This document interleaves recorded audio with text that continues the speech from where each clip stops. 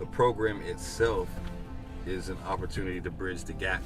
So I think some of the problems that may occur or that may possibly be occurring is communication. I think a lot of it is a communication awareness, and so we're hoping with this program to bring some type of communication awareness so we can eliminate any type of issues or any type of problems on both sides. No doubt. So every 2 years, our state legislative body meets and they make little changes to the laws here and there. So it is hard to keep up with. No doubt. One of the really good things about this program that we particularly enjoy is that it gives us an opportunity to build upon our positive relationship with the youth here in our town.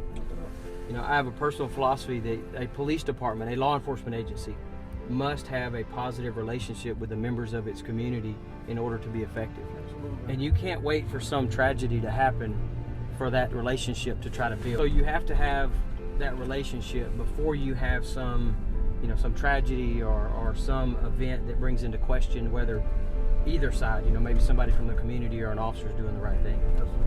This program is about building that positive relationship or enhancing it with the youth in the community. if we make cool programs, then it helps get the kids involved in something cool and still able to relay the message we're trying to relay. So That's exactly right. And that's the hard part right now, because a lot of Gauge the people, when interest. it comes associated to any type of police department or official, is just like people don't, especially the youth, and everything that's happened over the last few years, and the emphasis on social media, it's really created a disconnect. These type of situations can help, like we talked about, bridge that gap. Absolutely. Several years ago, we did something a little bit unique, and we created a new position for a juvenile officer. And a lot of times when kids hear that, they think that we're hiring an officer to come out and arrest them for every little thing, and for criminal mischief and being tardy at school, all the little things. But that's not what our program was designed to do. Our program was designed to help those kids that were on the fence, maybe they were beginning to head down the wrong path, and to keep them from ending up in jail as an adult. We were trying to encourage them. We would call them at risk. They're at risk for becoming an adult criminal. And this juvenile officer's number one purpose was to redirect them and get them with the assistance that they may need, act as a mentor, and provide some kind of stability in their life, and show them that the police officers are there to help. How's it been since you've hired that position? We have had so many positive occurrences with that juvenile officer. Just last week, I sat in on a phone call where a mother called our juvenile officer, and she was crying on the other end of the phone. She was sobbing and telling that officer, "Thank you. You've given me my daughter back."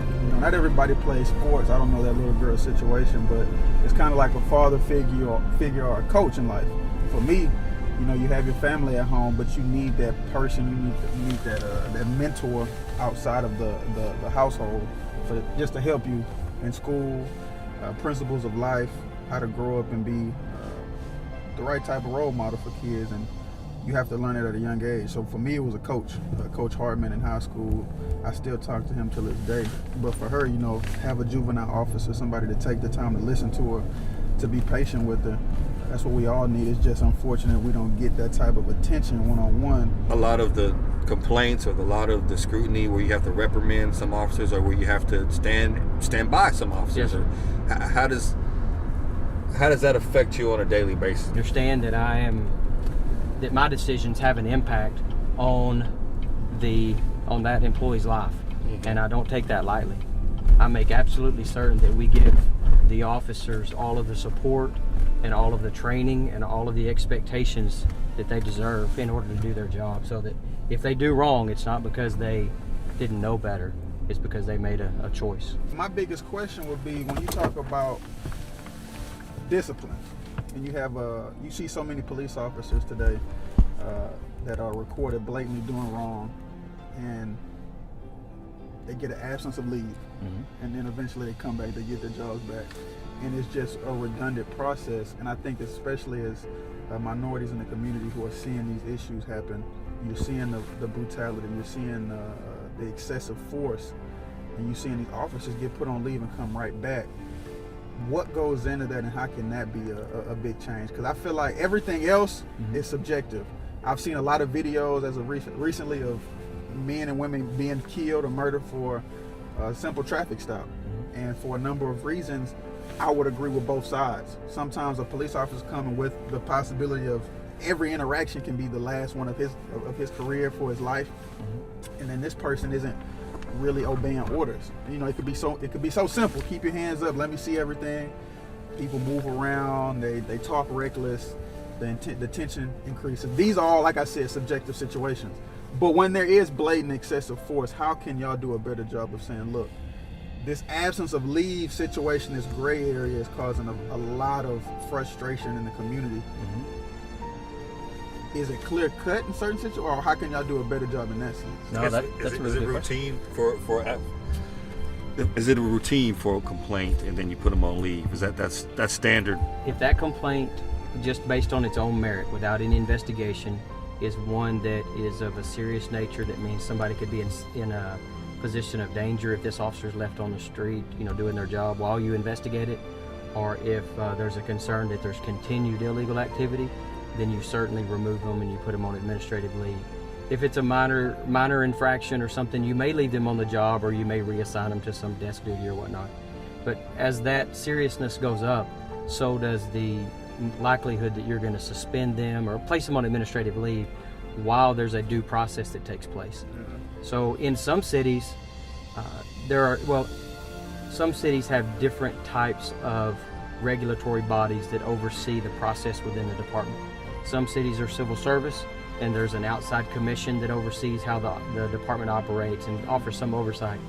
If they're civil service, they're also granted some rights similar to that of a union. If you think of a union in the private sector, and that union represents the officer, and they are fighting on behalf of the officer, and you have a setup that's somewhat like a court. It's like a trial setting, and the officer may get accused of something, and it gets investigated, and let's say that the chief believes that yes, this officer violated policy and they need to be removed, or maybe they need an extended disciplinary action and a removal from work for 3 months or a month or whatever it may be. That officer has a right through a court-like process. It feels like you're going to a trial, to have their side heard and let what is akin to a judge. They're called a hearing examiner, but it's like a courtroom, and that person looks like they're a judge up at the front, and they hear evidence, and then that judge, not the chief, gets to decide whether that person comes back to work. So sometimes officers are returned to work even when the chief and the rest of the department does not want that officer to get their job back. They feel like they're maybe a danger to society and the community, and the process, their unionized process, can oftentimes afford them an opportunity to get their job back.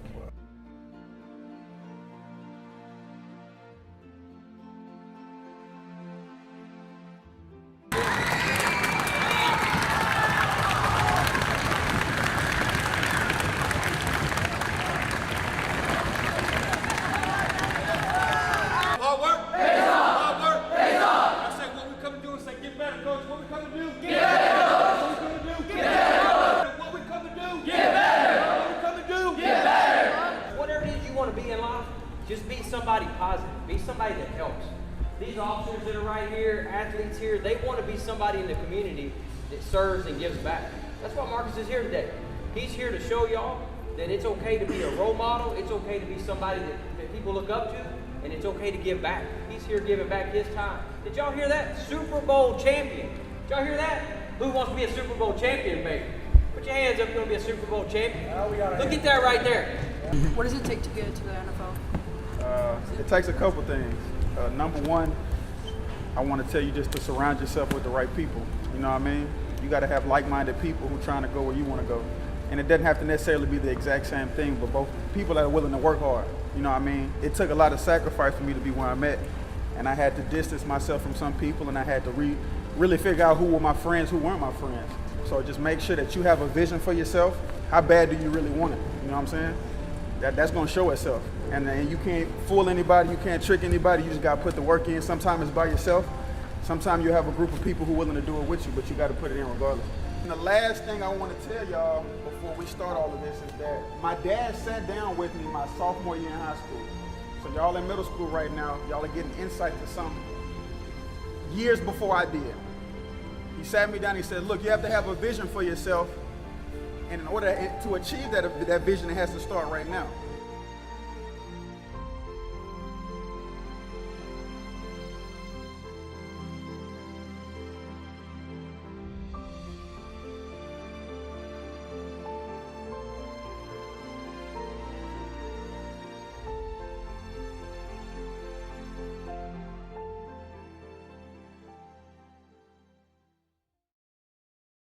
Service vehicles require power to use their equipment, requiring their engine to idle, which burns a lot of fuel, emits a lot of greenhouse gases, and requires a lot of maintenance, unless they have stealth power.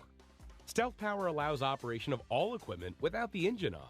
The system provides power to operate all auxiliary electric loads, including lights, radio, computers, cameras, power tools, and more, and results in less fuel use, lower maintenance costs, while improving work conditions and reducing emissions. Our maintenance-free intelligent power systems recharge when the vehicle is driven via the vehicle's alternator and comes with emergency jumpstart capability so drivers are never stranded with a dead battery. The custom-designed client dashboard lets fleet managers and supervisors easily track system performance and analytics across the entire fleet or individual vehicles, sending service alert codes to notify them of vehicle problems through emails, increasing driver safety and vehicle performance. Contact Stealth Power today to learn more.